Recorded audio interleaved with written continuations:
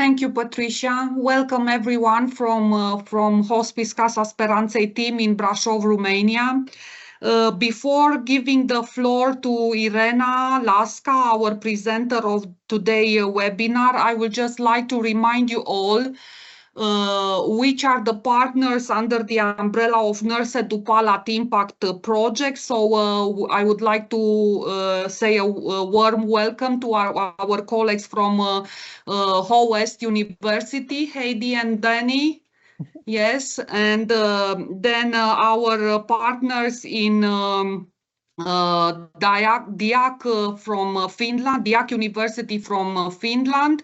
That will be Minna Hoka and Minna-Liisa also. They are on different other engagements, but they are members of our impact project team. And of course, colleagues from Hospice Casa Speranței in Brașov, Romania. I have my colleague Camelia. Hello, Camelia. And just for all of you attendees today, just to know that this series of leadership webinars are organized together with the fourth partner of the NursEduPal IMPACT project, EAPC, European Association for Palliative Care. And as Patricia mentioned, there is Kathy, Patricia, and Carla with us. So thank you all for all the input you have brought together in order for the webinars to take place. As we function together with the so-called Palliative Nursing Task Force under the umbrella of the EAPC, we, the members of the Hospice Casa Speranței team, have decided since the beginning to team up with colleagues from the EAPC Nursing Task Force, and the materials that have been worked by us in Hospice Casa Speranței to be already delivered to the wider public throughout members of the Nursing Task Force. So that's why we will express again our gratitude to the already presenters. So Elsa Patiraki, a professor at the University in Athens, Greece, and nursing professional advisor at the Galilea team. And also my colleague Camelia has presented, and before that Ludmila Postică from Republic of Moldova. So, and we are welcoming other two speakers besides Irena today. It will be Andreas Mulali. Hello, Andreas. He will come next week. And then our colleague from Hospice Casa Speranței, Andreea Sabo. So, this maybe in too many words said my introduction, but I think it was important at this middle time of the webinars to just remind you all what is the bigger context. I would like to introduce you our dear and wonderful colleague Irena Lasca. She's at the base as a basic formation a nurse.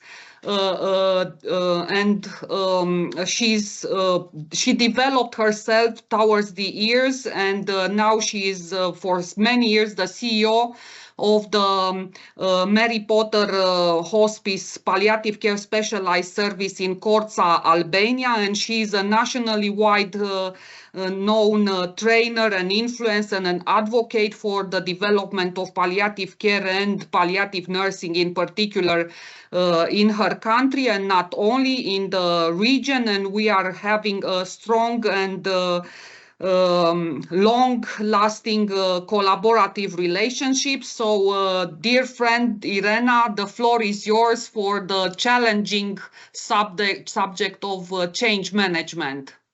I will follow the chat, so everything that you will like the participants to write on chat, I will just intervene and read.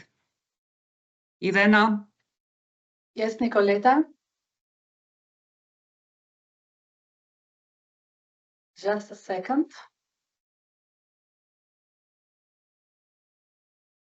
You hearing me? We can see. Yes, yeah? We can see and we can hear you. Yes. Thank you very much, Nicoleta, for presenting me. When I'm starting working in palliative care, I never thought to have like this very big background, and I didn't think about the change and the barriers, but as you said, I have moved forward and I have done a lot of change and to develop palliative care in my country. Today it's my great pleasure to present in front of my colleagues from several countries in the Europe regarding change management. Great nursing leaders don't just adapt to change, they lead it. Nursing leaders will have numerous opportunities and responsibilities during their career to lead change that will affect not only the care for their patients, but also to enhance the work of their interprofessional colleagues. During their career, they will see many changes. They will be expected to adapt them, and in many circumstances will be accepted to lead the process of change. Change, we know that is very difficult and takes time. Yet leadership encompasses qualities to motivate and create programs for the change management.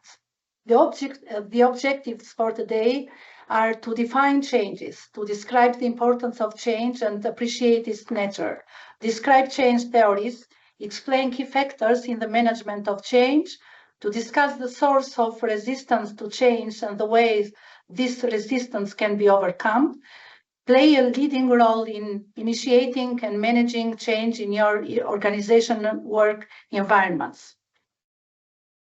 By the verb change, it's to make or become different. By the noun, it's the act of or instance of making or becoming different.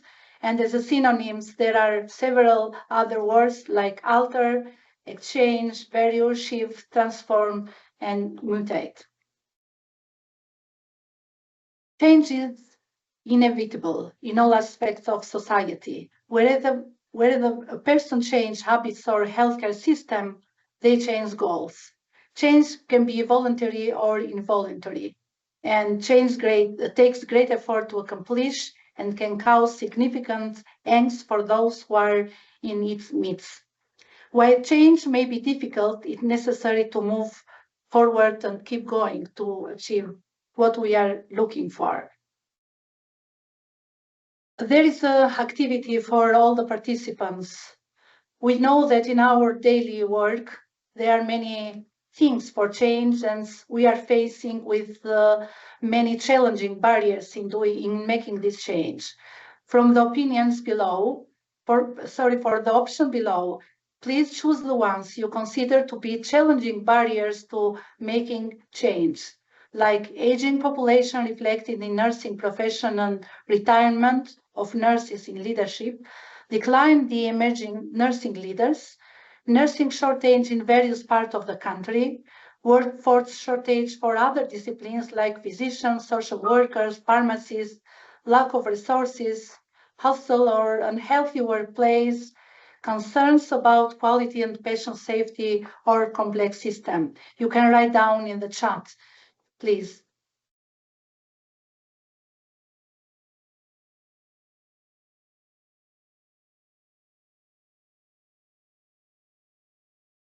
I'm still waiting for answers to come, and here there are. Nursing shortage, again, nursing shortage and complex systems. We are still waiting for other opinions, other answers. Lack of resources.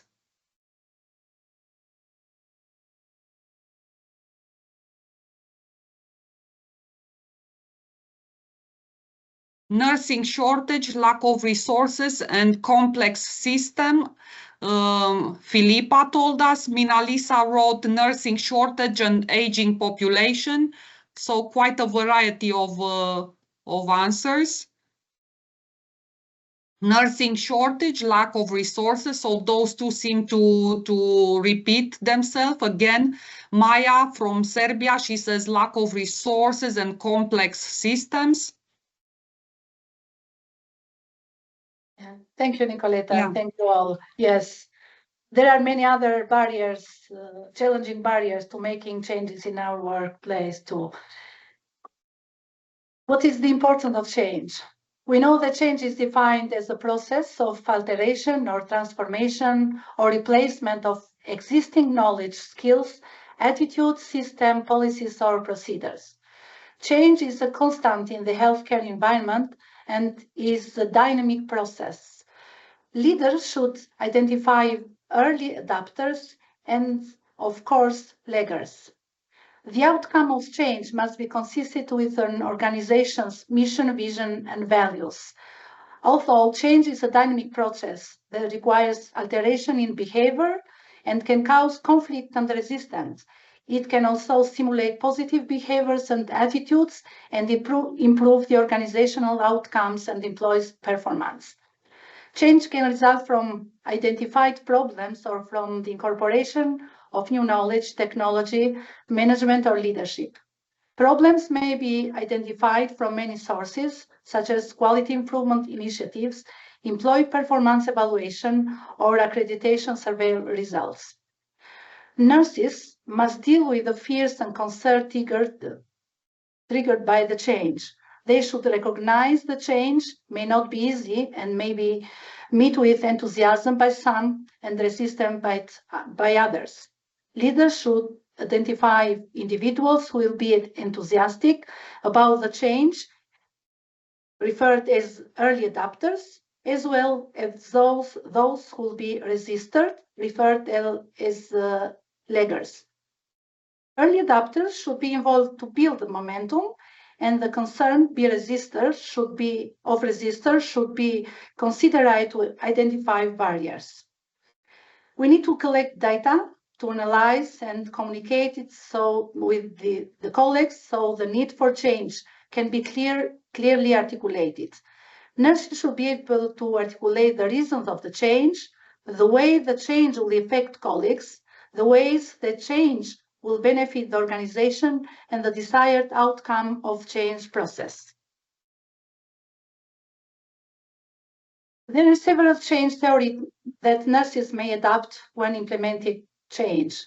Two traditional change theories are known as the Lewin and Freeze change refreeze model and Lipid's 7-step change theory. Kurt Lewin has been called as the father of social psychology. His change theory has been used throughout the world in business and education venues, and they have been very successful in all the world. Lewin's change theory has 3 phases: unfreezing, moving, and refreezing. The first one, unfreezing, involves finding a way to forego old methods that are counterproductive. The purpose of this phase is to overcome resistance and conformity. This can occur in 3 ways.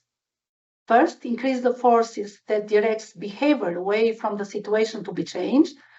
The second one is to decrease the forces that affect the movement to the change. And the third one is the combination of the first and second. The second one is moving to a new level of changing or movement. This involves a change in thoughts, feelings, and behaviors that may be productive. Refreezing, now the change is new habit, so it becomes the standard way of operation. And without refreezing, it is very easy to return to the old ways. To apply this model, it is important to look at those who are driving and restraining the process before the changing can be implemented. There is another exercise or activity, and you can see the 3 model of the change: unfreeze the status quo, change, and refreeze. And please make the appropriate association between the steps below and their corresponding explanation. You can put the number 1 and A or B or C. Just have a look, have a read shortly, and then we can have the answer.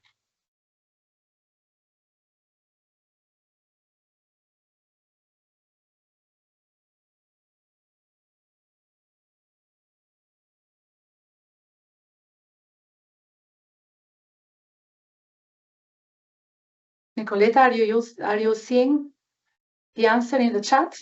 Not yet. Any answer, yes, not yet. So people time. are still reading. There is one. 1C, 2A, 3B.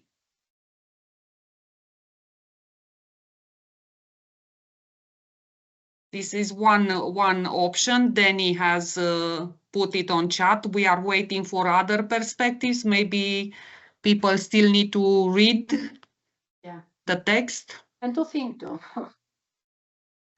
Somehow you get the feeling of the right answer when you already start reading the first sentences.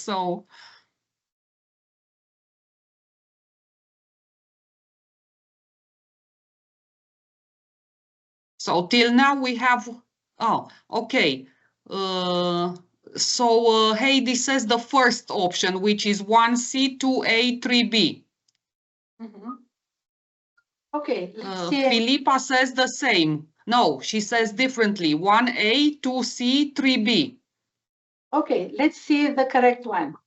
Yeah. Luca Miklos says 1C, 2A, 3B. That's great. Congratulations, Miklos. Thank you very much. We keep going. We have other challenging theories to review. It's Lipit and colleagues, Eisen and colleagues, Prochaska and Dijklement and Vegins Hirkas. Lipit and colleagues model extend Lewin's three stages to 7 with more emphasis on a leader who becomes the change agent to plan, integrate, and sustain the change over the time. This contrasts with the notion that change somehow just involves. Eisen and colleagues model this theory of reasoned action and planned behavior emphasizes the social environment, subjective norms, and attitude regarding the changes. Prochaska and Dijklement, instead of change being linear, it is cyclical and composed of stages such as pre-contemplation, complementation, preparation, action, and maintenance. And the last one is Virgin's, and comparison of usual care, a patient-centered education, intervention, and motivational interviewing to improve medication adherence and readmission of adults in an acute care settings. Lippi's 7-step change theory is focusing on the role of the change agents. A change agent is anyone who has the skills and the power to stimulate, facilitate, and coordinate the change effort. She or he can be internal, like a nurse managers or employees, and external, like a consulting firm. External change agents are not bound by organizational culture, politics, or traditions, so they bring a different perspective to the situation and challenge the status quo, which sometimes is dangerous. However, this can also be a disadvantage because external change agents lack an understanding of the agency history, operating procedures, and personnel as well. There is another activity or question. Arrange the steps in the current sequences from the start to finish. Steps are end the change agents, support gradually, diagnose the problem, assess the change agent's resources and commitment, maintain change, evaluate motivation and capability for change, select progressive change objective, and clarify the change agent's role and expectation.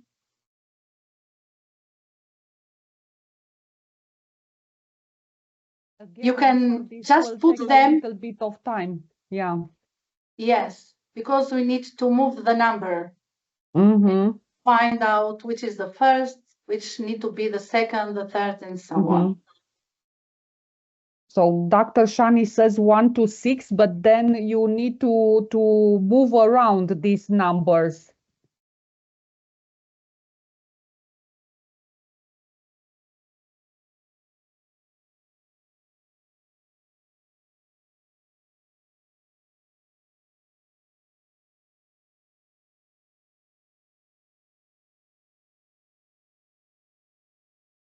So the order of numbers will change if you are looking for the right answer. And here it is. Yeah. Yeah. Then he tried to put it right. 2, 5, 6. Yes. Yes. 7, 3, 1, 4. Almost there. Because the change agent needs to diagnose the problems first, because he is the external baby and he doesn't know anything regarding the environment, the work environment, or the problems. So the diagnose the problem is the first, evaluate motivation, capability for change, and as you see, assess the change agent, select progressive change. There are answers coming, so just out of respect for the ones who took their time to think about it, Steen said 2564731, Heidi 7253647. Just pay attention; those are not phone numbers. Those are the right answers. Okay, Maya said 2563741, Crisula 263741. So it's good that people were thinking around the activity, and yeah, many of them actually started with 2, which is diagnose the problem, as you already advised. Yes, thank you, Irena. Thank you all. So there are lipids change theory. Review the provided steps and test explanation steps. Now you can see the point that we worked for, and we need to put the explanation in the right way. With number, let's say 1 and G, 2 and C, just have a read and then keep going, please. And do see the right one at the end.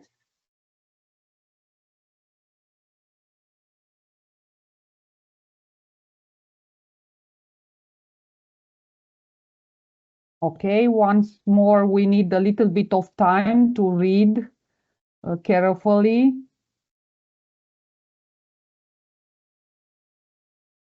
So then he says the second one, which is 1C, 2B, 3E, 4A, 5F, 6D, 7G.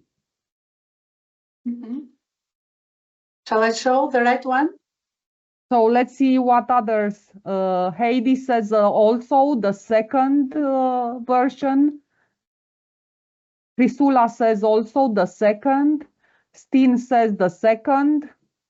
Maya second. So it seems like many agree on the second version being the right correspondence in between numbers and letters.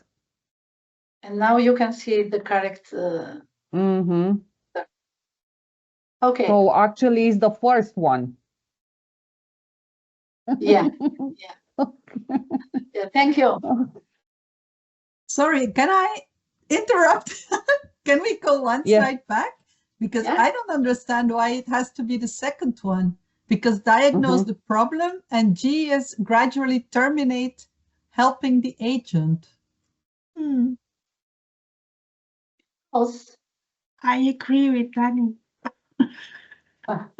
Maybe we wanted to put more pressure on all of you participants to see how you will react when a tricky answer is given. We can leave the discussion at the end, Nicoletta. Is it okay? Yes, okay. Yes. Please remember this. Thank you. Change management is the process of making changes in a deliberate, planned, and systematic manner. Key points about change management are that we need to know that employees will react differently to change. It is important for nurses leaders and nurses managers to remember these few key points about change.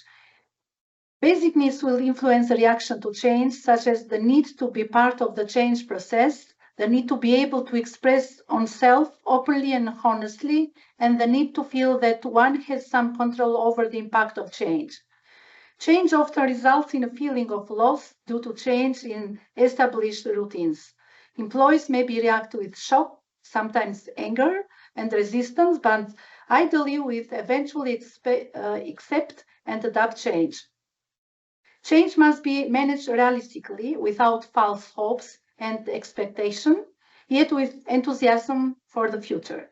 Employees should be provided information honestly and allowed to ask questions and express their concerns. It is vital that leaders consider the organization and the structure before applying a theory. Knowing and understanding the culture and leadership of the organization are key before applying any of those theories in making changes. Be aware that mechanically applying a theory without critical thinking or having no consideration of the organization and its structure would likely produce undesired outcomes.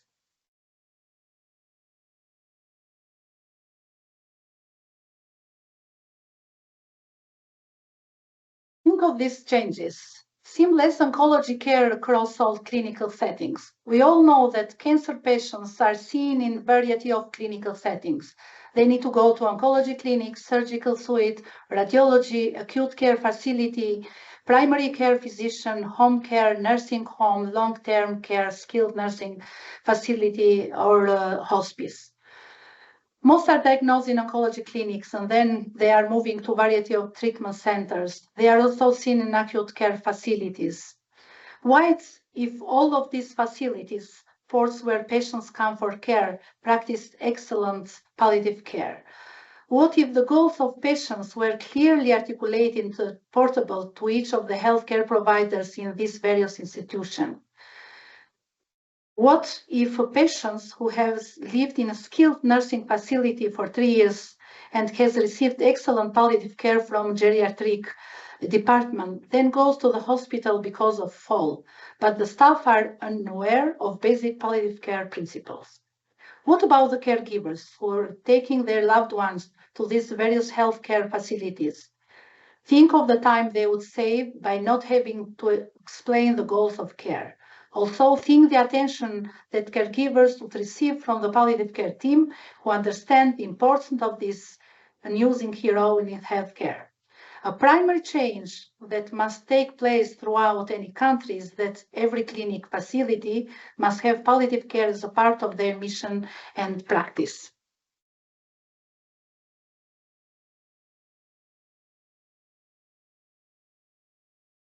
We have another exercise now. Nurses must be proactive in scanning and analyzing their work environment to anticipate changes needed with complex healthcare delivery system. Change does not happen overnight. Therefore, much thought and planning must go into any proposed change. Choose from the following which abilities are necessary for leading change. Ability to identify why the change is needed, to provide evidence, data, national standards, etc. Have a sense for how quickly the change needs to take place. Capability for extending the vision from what it is to what it will become. And this takes courage.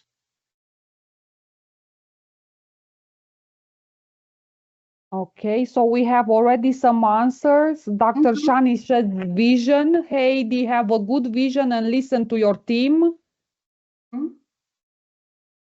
Crisula says, I have a sense for how quickly the change needs to take place. Danny says all. Mina Lisa says all.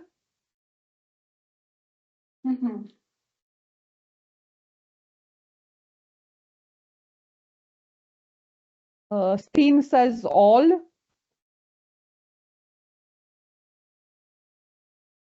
Okay, thank you. Linu says identify change is needed. Maya, good vision. Sofarein, sorry if I pronounce your name not so well. She says all. Philippa says all. And Dr. Shan, in time, she changed her view and says all, yes, indeed. Yes, Irena. Super, thank you. Know the facts. To make change, we need to know the facts. The reason for the change is the first one. And be armed with data. Patient satisfaction surveys may show that the healthcare providers had their own agenda in talking to patient families about various choices.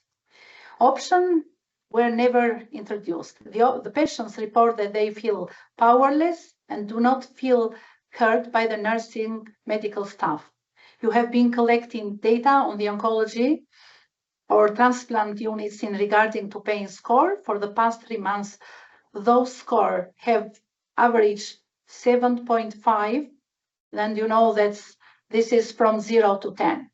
You have found that with these same patients, their dyspnea and fatigue scores are from 8 to 9, and respectively on a scale to 0 to 10.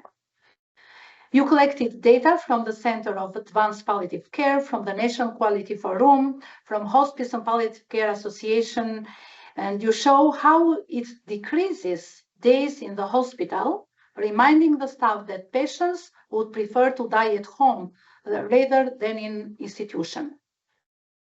Respect Financial of Patients and Family provides attention to suffering physically, psychologically, socially, and spirituality by their illness. Application to the change process. We need to be aware of the science trends in and out of the organization. Nursing leaders will experience many challenges when attempting to promote a change. It will take tremendous leadership to assist people to accept integrate the change into everyday practice. Step to consider that we need is be aware of the science and in and out the organization.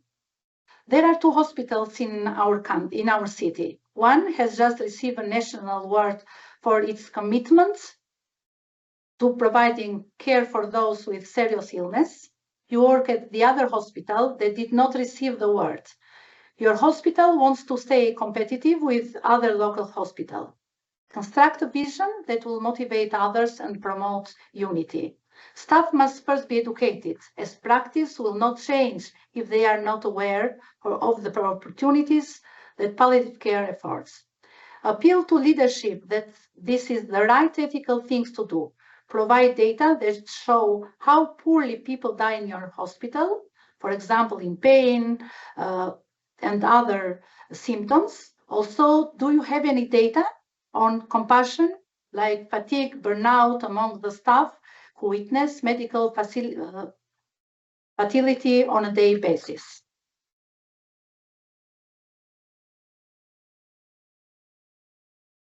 Lead by empowering others to become involved in the change process. Showing people that they can embrace this change is vital. This change will allow them to provide much better quality of care, and patients will benefit from that care. Provide the support needed and institute or integrate the change as normal. Provide consistent positive feedback to staff and take the time to address misconceptions. Remind staff that change is difficult. Ensure a plan of action that will promote collaboration with the entire team, patients, and family as well.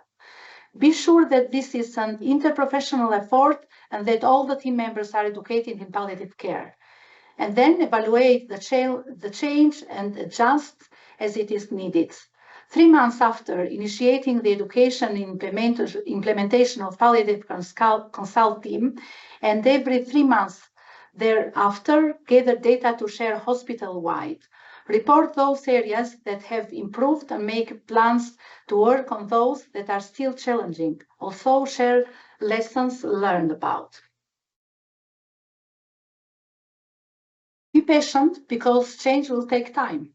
Change can take 2 or 3 years to be fully implemented. And we all know and remember that Rome was not built in a year. Start with the pilot. This is critical. By choosing one unit in an acute care facility or patients with the same disease stage in a clinical, you will learn major lessons from a smaller group of people that you can then apply to larger groups. Positive behaviors and lessons learned will be critical to assess as you begin to grow the project. Start small, measure outcomes, and of course report them. Review lessons learned with the staff and administration. Leaders and staff will have more time to prepare for the change as they see what occurred in the pilot study.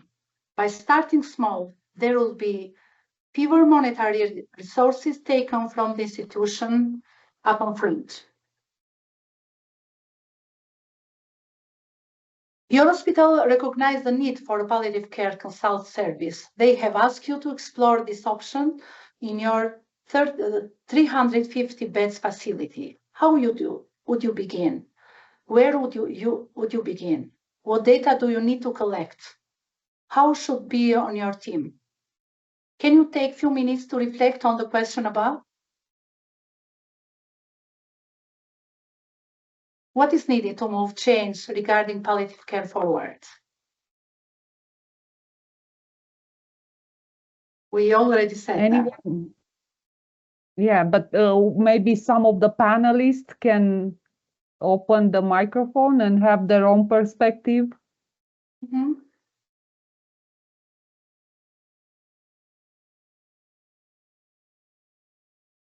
I remember you saying that we need to collect so much data.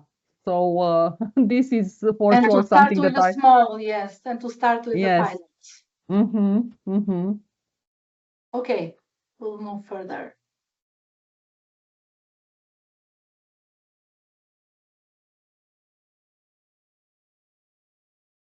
Leadership in palliative care is characterized by leading team members or members within the organization. Leaders are able to motivate and inspire others. Leaders who are able to create healthy work environments, and they have the potential of change the behavior of others.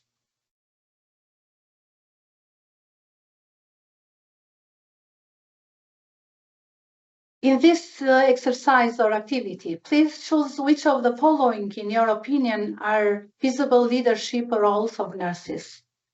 We know that various leadership roles include educator, clinicians, researcher, and so on. We already have answers. Dr. Shani said all in all of the enumerated roles here. Mm-hmm. Maya said all, Linu said all, Steen said all. So again, it seems nurses are leaders by default. Mm-hmm. Someone else from Greece said all.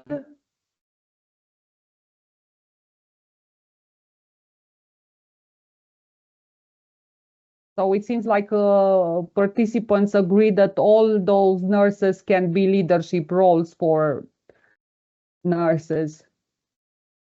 Okay, yes. Thank you. Transformational leadership in palliative care. Areas of transformational leadership in palliative are embrace the complexity of the institute in palliative care as a catalyst for change.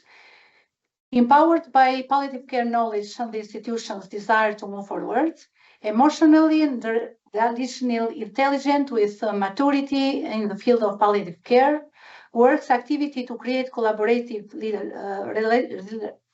relationship, intellectually curious about palliative care and all aspects critical to its development, role models standards for excellence in palliative care, and creates opportunity to achieve excellence in palliative care. We need to expect conflict regarding the change. Be aware of these common statements from the state. We know that not everyone will be on board for change. Some people will see things differently from the leaders. Staff may feel disfranchised. No one asked us about this change. They are feeling that the leaders left them alone. Why the change? Everything is going well. What if the change does not work? Could this compressive current care? So there are some dilemmas, barriers to keep going and making changes. The leader must role model risk-taking. The leader needs to be in the front of making change. Know up front that there will be people who will resist the change. Be aware that people are usually fearful of change. Do not minimize, recognize it, deal with it. Assist others to develop a sense of purpose throughout a sense of urgency. Create a win-win vision. Listen carefully to your staff. Respect their integrity and identity. Let's practice continuous of the activity 4. I don't know if we have more time, but we need to move a bit. We have a case study. Mrs. Murphy needs assessment for palliative care. Oncologist remains resistant to palliative care. The nurse believes that Murphy should be seen by the palliative care consult team because pain and other symptoms are not addressed. Assistance with care of her ill husband is needed. Financial issues need to be addressed. Spiritual angst is present. Her goals of care have never been elected, and she has not been told about burdens versus benefits of impending treatments. The nurse has a wonderful opportunity to have a conversation with Mrs. Murphy. Oncologists also address system changes that would support changing the culture around including palliative care. If the oncologist were to agree to include palliative care for her, think about the following.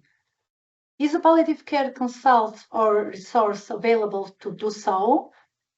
Would involving the oncologist, social worker, or a hospital chaplain be possible? Would having oncology fellows do some training with the palliative care team be a way to start changing their culture? Or would having all the oncology nurses get palliative care training be an option? You can write down in the chat, please.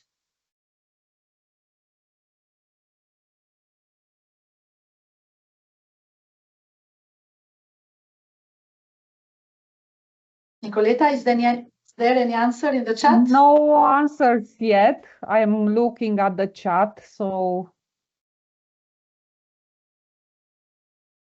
Danny says, I think all are relevant. So looking for more answers, just a little bit more time needed probably. Heidi says everybody should have training. Mm-hmm.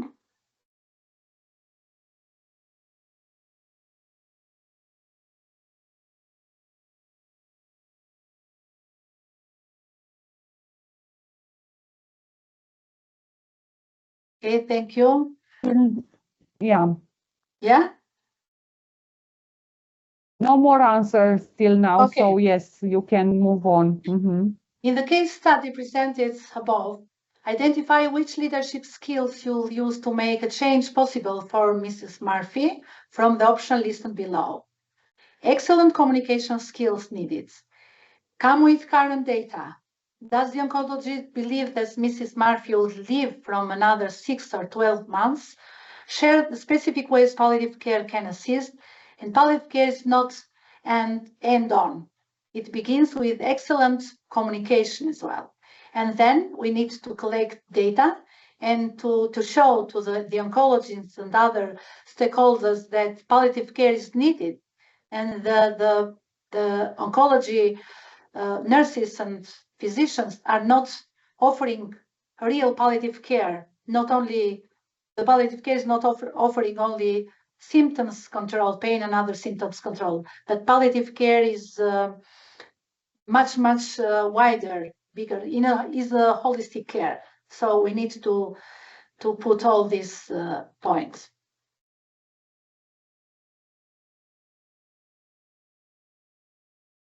Final thoughts. By the nature of nursing education and practice, nurses are expected to be leaders and sometimes managers. Leadership encompasses qualities to motivate and create programs. Leadership must be developed by demonstrating consistency and earning trust. It also includes demonstrating the ability to strengthen one's talents and following one's passion. Thank you so much. Thank you, Irena. Thank you so much. Yeah, and if we have... we can see on the screen many applauses and some hearts pumping up. And I could see for a second Danny having her hand up. So, and now a heart. Okay. Thank you. And I'm reading for the chat, from the chat. Thank you very much. So there are messages going on in the chat. I will not want to leave unclarified the answer who came up with dilemmas in between the participants, and Danny verbalized it out loud. Probably many others were only thinking that what is it wrong. So I will share for a little bit my screen. Hopefully it will work. So just let me know if you see my screen. Yes, so the succession of slides was this with the activity, and the first request was to arrange in the right order these steps. And we have had given the right answers on the right. And then the second request was to correspond between the steps and the explanation. Unfortunately, when putting the material from the RISE format or from the syllabus format in the PowerPoint format, it lost something in the transition. So actually, the steps were those one as given here. So steps, you see one, and the change agent support gradually. And then the explanation goes with G. So do you understand what I mean? So the idea was not the correct sequence of steps to be kept, but the initial steps, and that's why the answer goes one with G, but not this one from this slide, the one from the previous slide. I don't know, I hope I made it more clearer. I can also, just a moment, I will share the RISE just to make sure that not the RISE, the syllabus. Can you see my screen? Yeah. Yes. So the steps were those ones together with the explanations, and the first activity requested for you to put those steps in the right order, and then the next activity asked for, now that you have determined, just put them together with the explanation, but it was this one with G from here, and then this one diagnosed the problem with the 2C. Okay, so unfortunately on the slides they were taking this order, and that's why it got a little bit modified. But that's why the right answer was 1G, 2C, 3E, because it kept the order of given into the initial numbering. Yes, it was a big difficult because the participant needed to read maybe more than one time. And we needed to respect the time of the presenters as well.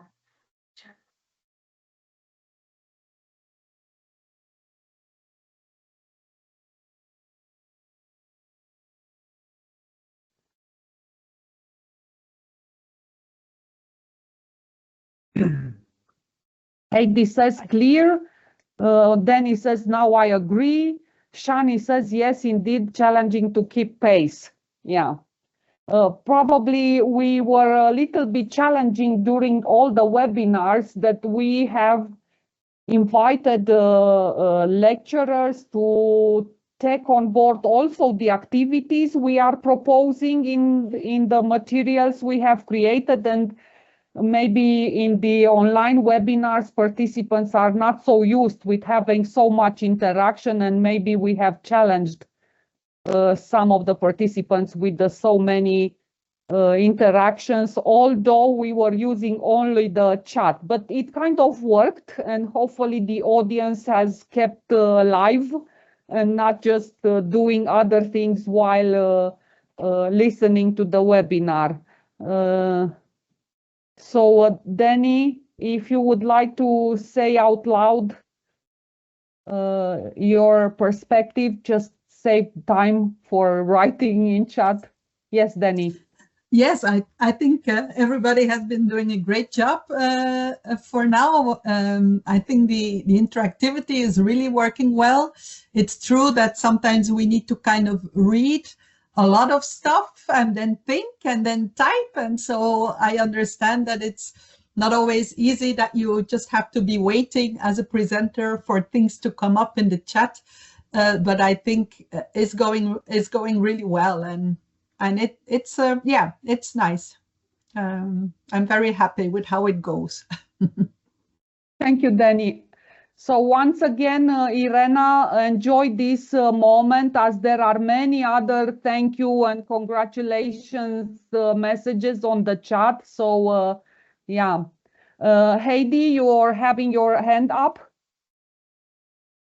Oh, not necessarily. I would like, but I want to say that I enjoy these webinars. Really, I like the interaction, and I don't mind waiting a few seconds to see all the other writings. I like to see what other people think. So, thank you. Maybe for some will be challenging to spell in English, and probably some of them will hold themselves back. Oh, maybe I'm not spelling it right in English, as English is not the native language, but we encourage all to just write, and we'll figure it out. Yeah. Okay, so once again, thank you, Irena. Thank you. It was a wonderful presentation. Thank you for taking this task on board. And again, there are hearts and applauses moving on the screen. And Danny, if you would like to make other remarks, and then going to Patricia for final remarks. Danny?